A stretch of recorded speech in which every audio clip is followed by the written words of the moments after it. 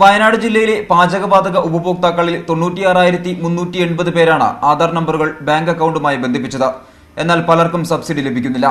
ഇതുമായി ബന്ധപ്പെട്ട് ഏജൻസികളിൽ തർക്കങ്ങളും പതിവാണ്. ജൂണിൽ പദ്ധതി തുടങ്ങിയതിനു ശേഷം ആദ്യഘട്ടത്തിൽ തന്നെ നിരവധി ഉപഭോക്താക്കൾ പദ്ധതിയിൽ അംഗങ്ങളായിരുന്നു. ഇതിൽ ചിലർക്കും സബ്സിഡി ലഭിക്കുന്നില്ല. കഴിഞ്ഞ 16/8 കമ്പളക്കാട് കോട്ടത്തറ ബ്രാഞ്ചിൽ എൻ്റെ കൺസ്യൂമർ നമ്പറും ആധാർ കാർഡിൻ്റെ അച്ഛൻ്റെ പേരിൽ ആധാർ കാർഡും ഞാൻ കൊടുത്ത് അവിടെ ക്ലിയർ ചെയ്തതാണ്. പക്ഷേ ഇവിടെ വന്ന് നോക്കുമ്പോൾ ഇവിടെ ലിങ്കായില്ല എന്നാണ് ഇവർ പറയുന്നത്. ഇരട്ട ബാങ്ക് അക്കൗണ്ടുകൾ, ഇടപാടുകൾ നടത്താത്ത അക്കൗണ്ടുകൾ ഇവയെല്ലാമാണ് സബ്സിഡി ലഭ്യമാകാത്തതിന് പ്രധാന കാരണങ്ങൾ. മുമ്പ് ഇത്തരം പ്രശ്നങ്ങൾ പരിഹരിക്കാൻ സംവിധാനങ്ങൾ ഉണ്ടായിരുന്നില്ല. എന്നാൽ ഇപ്പോൾ ഭൂരിഭാഗം ബാങ്കുകളിലും ആധാർ അക്കൗണ്ട് പരിശോധിക്കാനും പ്രശ്നങ്ങൾ പരിഹരിക്കാനുമുള്ള സംവിധാനങ്ങളുണ്ട്. ചില ഉപഭോക്താക്കൾ അവരുടെ ബാങ്ക് അക്കൗണ്ടിൽ സബ്സിഡി വന്നിട്ടില്ല എന്ന് പരാതിപ്പെട്ടത് ഞങ്ങളുടെ ശ്രദ്ധയിൽപ്പെട്ടിട്ടുണ്ട്.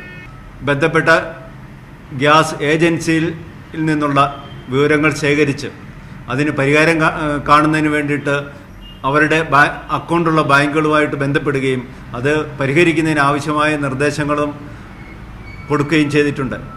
ഗുണഭോക്താക്കളുടെ പ്രശ്നങ്ങൾ വേഗത്തിൽ പരിഹരിക്കാൻ എല്ലാ ബാങ്കുകൾക്കും നിർദ്ദേശം നൽകിയിട്ടുണ്ട്. എന്നാൽ ആധാർ നമ്പറുകൾ ബാങ്കുകളിൽ ബന്ധിപ്പിക്കാനുള്ള കടമ്പകളെല്ലാം കടന്നിട്ടും സബ്സിഡി ലഭിക്കാത്തതിൽ രോഷാകുലരാണ് ഉപഭോക്താക്കൾ. മനേഷ് മൂർത്തി, മീഡിയ 1, വയനാട്.